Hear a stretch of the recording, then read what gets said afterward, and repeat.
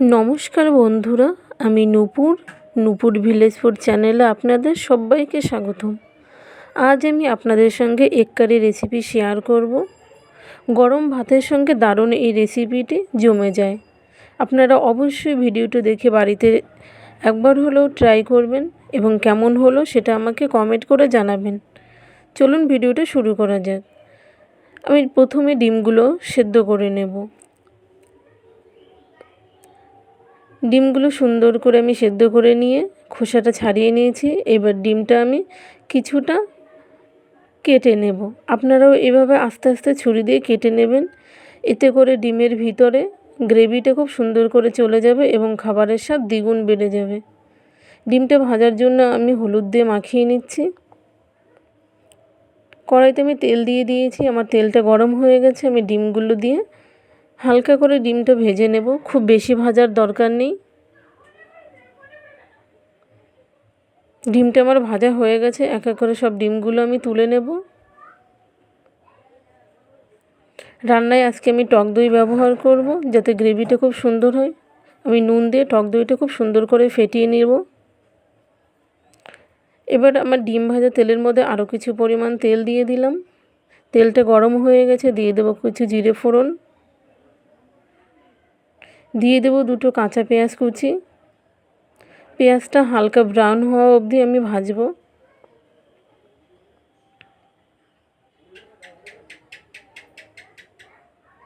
পেঁয়াজটা আমার হালকা ব্রাউন ভাজা হয়ে গেছে।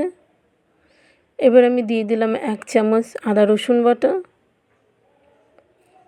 আদা রসুন বাটা পেঁয়াজের সঙ্গে খুব সুন্দর করে মিশিয়ে নিয়েছি। দিয়ে দিলাম 1 চামচ লবণ, হাফ চামচ হলুদ, 1 চামচ শুকনো লঙ্কার গুঁড়ো, 1 চামচ কাশ্মীরি লঙ্কার গুঁড়ো আর 1 চামচ জিরে গুঁড়ো। সবগুলো আমি খুব সুন্দর করে মিশিয়ে নেব। মেশানো হয়ে গেছে। দিয়ে দেব দুটো টমেটোর পিউরি।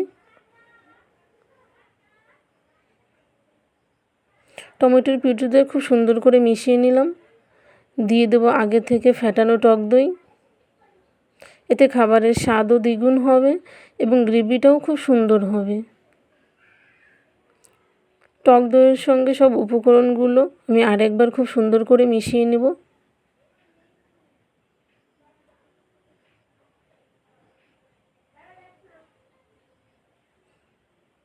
মশলাটা থেকে তেল ছাড়া অবধি আমি মশলাটা রান্না করে নেব। মশলাটা থেকে তেল ছেড়ে দিয়েছে। আমি এবার পরিমাণ মতো জল দিয়ে দেব। আপনারা যেরকম গ্রেভি পছন্দ করেন সেরকম পরিমাণ জল দিয়ে দেবেন।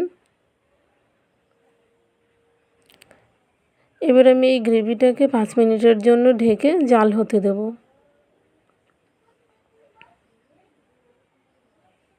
ফিরে এলাম 5 মিনিট পরে। ঢাকনাটা খুলে দেখব খুব সুন্দর করে আমার গ্রেভিটায় জাল হয়ে গেছে। এবার আমি এক এক করে ডিমগুলো দিয়ে দেব।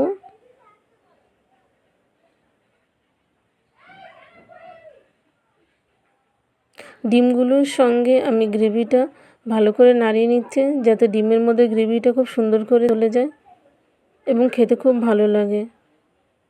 ডিমের সঙ্গে গ্রেভিটাকে আমি আরও 2-3 মিনিট জ্বালিয়ে নেব। 2-3 মিনিট পরে আমি দেখব গ্রেভিটা আমার খুব শুকনো শুকনো হয়ে এসছে। আমি দিয়ে দেবো কিছু কসুরি মেথি। কসুরি মেথিতে রান্নায় ঘ্রাণ খুব ভালো আসে। আমি হাতের সাহায্যে একটু ম্যাশ করে দিচ্ছি। আপনারাও একটু ম্যাশ করে দেবেন।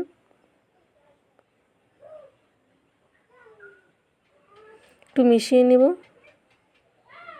দিয়ে দেব হাফ চামচ গরম মশলা গুঁড়ো। দিয়ে দেব কিছুটা পরিমাণ ধনেপাতা কুচি।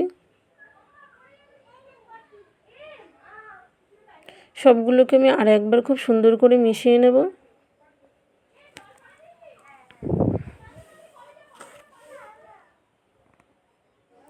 খুব সুন্দর করে মিশিয়ে নিয়েছি। আমার রান্নাটাও খুব সুন্দরভাবে হয়ে গেছে।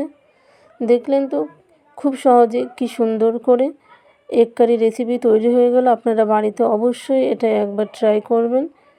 ভিডিওটা কেমন লাগলো আমাকে জানাবেন। যদি ভালো লাগে একটা লাইক করে দেবেন। আমার চ্যানেলটি সাবস্ক্রাইব করে দেবেন। আরও এরকম সুন্দর সুন্দর রেসিপি পেতে সবাই অনেক বেশি ভালো থাকবেন। আজকের মতো এই অবধি, টাটা।